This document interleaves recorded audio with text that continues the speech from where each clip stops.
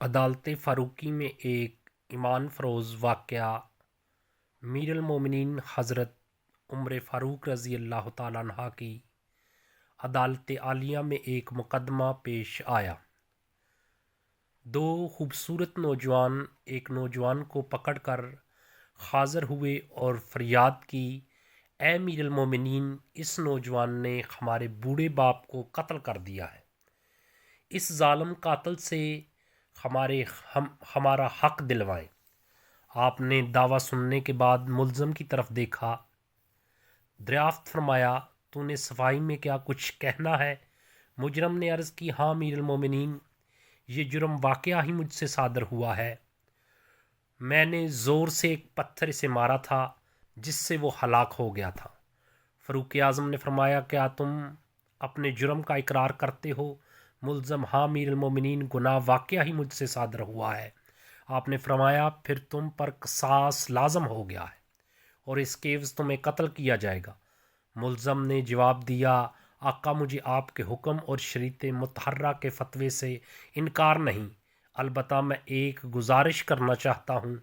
ارشاد ہوا، بیان کرو۔ عرض کی، 3 دن کی مہلت چاہتا ہوں، 3 دن بعد حاضر ہو جاؤں گا۔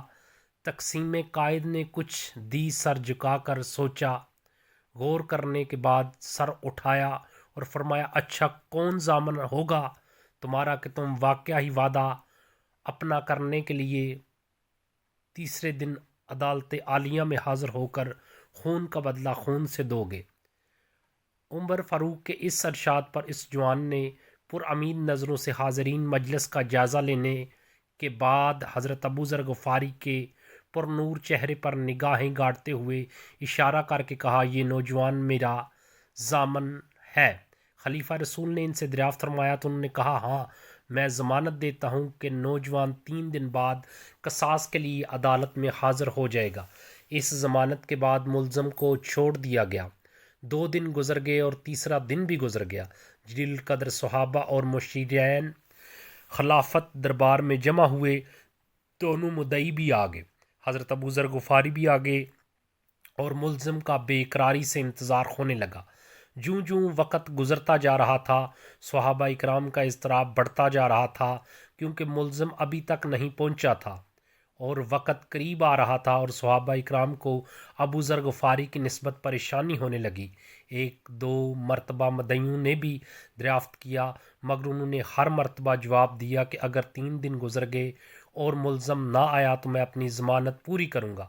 پریشانی کی کوئی بات نہیں۔ جب حاضرین پریشانی کی انتہا پر پہنچ گئے اور دہلا دینے والے انجام کے تصور سے سہم گئے کہ اچانک ایک طرف سے ملزم دربار میں حاضر ہوا۔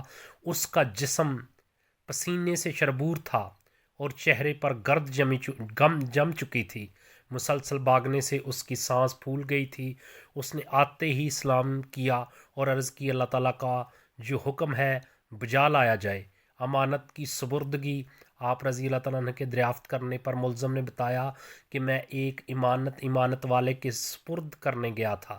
پتہ ہے کہ میرا ایک چھوٹا بھائی ہے، والد فوت ہو گیا تھا، موت سے پہلے اس نے میرے پاس میرے چھوٹے بھائی کے لیے کچھ سونا رکھا تھا اور وصیت کی تھی کہ جب وہ جوان ہو جائے اس کے سپرد کر دینا۔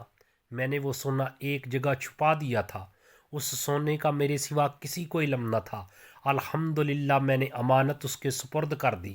حضرت عمر نے ابو ذر سے پوچھا، ضمانت کیوں دی تھی؟ کیا یہ آپ کا واقف تھا؟